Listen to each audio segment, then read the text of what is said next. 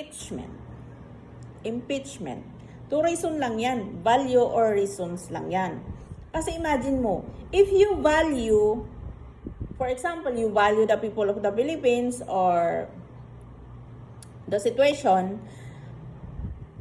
yung value is, syempre, doon sa complaint, base sa Constitution kung tutuusin.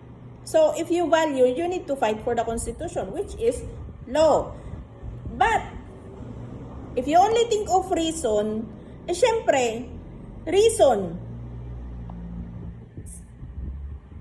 Syempre, kailangan natin protektahan ang presidente. Alangan naman na i-impeach natin, ando na ngayong tatay niya sa dahig. Di ba? Mga ganong issue ba? Utang na loob, pinanalo tayo ng 2025 election, so upcoming 2028 election. So ang daming sumusuporta sa kanya, so we need to do something.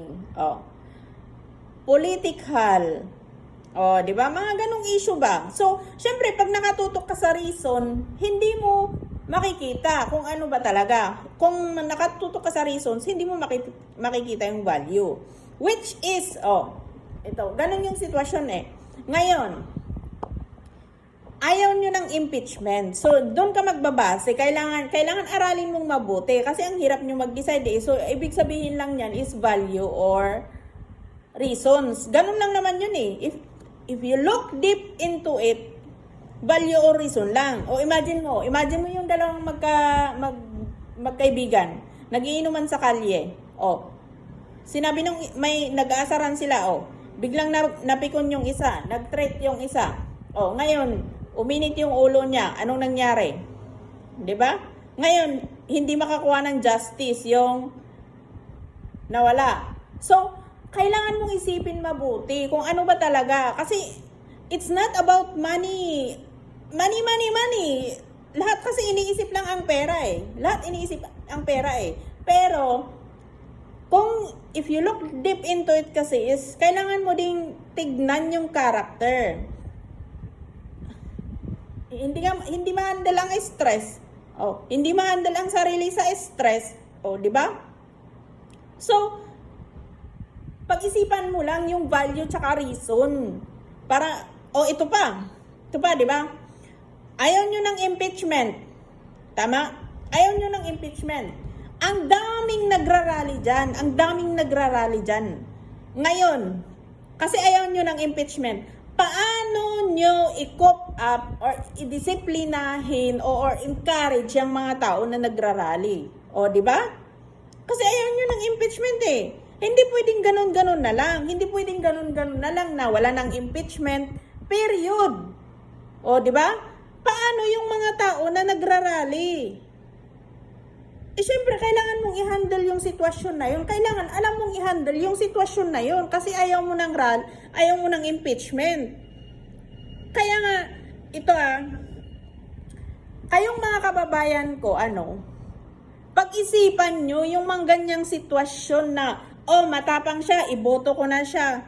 Wala sa tapang. Alam nyo guys, ang pag-asenso ng bansang Pilipinas is wala sa tapang. Wala sa tapang ang pag-asenso ng Pilipinas. Ngayon, binoto nyo yung mga nag-run ng eleksyon. Kasi, syempre, kailangan gumising na tayo sa katotohanan na wala ng tapang-tapang. Ang kailangan na mag-manage, kasi everyone naman is have a responsibility Tapos ito pa, sisi ng sisi. Hindi. Puro sisi na lang. Hindi. Diba? So ngayon, magising kayo. Hindi porket nakita mo siya na matapang, malakas, iboboto mo na. Hindi. You need to look into character. Kasi yun yung magdadala. Yun yung magdadala ng asenso ng Pilipinas. Wala sa tapang. It's a good character. Alam nyo ba yun, guys? Kaya, kung iisipin nyo, bakit nalalamangan ang Pilipinas? Bakit? Bakit nga ba? Di ba? Minsan tanungin din natin yung sarili natin, hindi yung puro sisi lang ng sisi. Kasi pag arrogante ka, Wala talaga.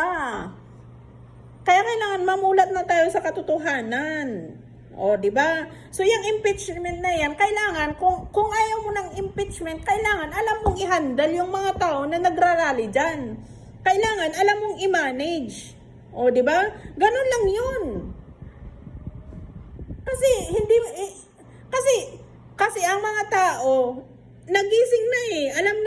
Alam na nila kung value ba talaga o reason. O, di ba? So, syempre, kahit anong gawin mo, kahit anong pigil mo pa dyan, kahit galit ka pa dyan, kung hindi mo makita yung value, wala talaga. Kung sa reason ka lang, hindi mo masisisi yung mga ibang tao na magagalit sa'yo. Ganun lang yun. O, di ba?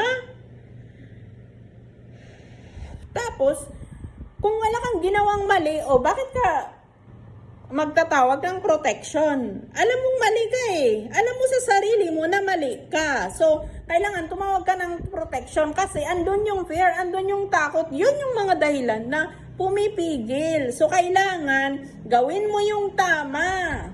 O, di ba? You need to think of the value, not reason. Peace.